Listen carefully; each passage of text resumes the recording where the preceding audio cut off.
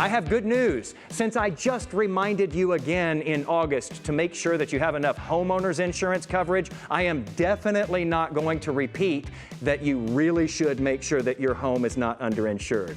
Instead, let's talk about what you drive being underinsured. We just went over how new and used automobile prices have raced to record highs this year. The truck in front of you and the SUV whose lane that you're drifting into, they are also worth a lot more now, which means it's going to cost much more than it did a year or two ago for your insurance to repair or replace these vehicles if you crash into one or both of them. Additionally, Bankrate notes that medical costs are up 5% since last year, so if your accident has an injury, that is now more expensive too. Now, you've probably noticed that your vehicle insurance premium has gone up, maybe by a lot.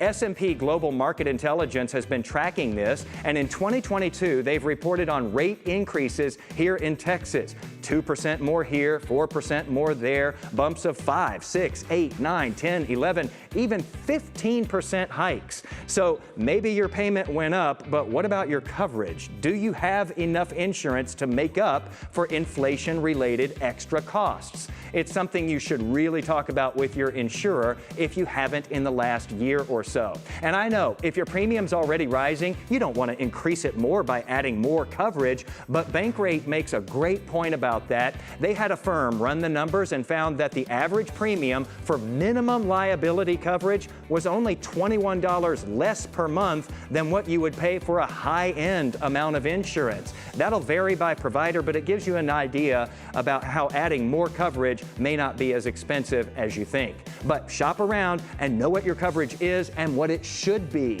I have some good info about that in today's article posted at Jason Wheeler TV on Facebook and Twitter. Your destination if you want to drive right on the money.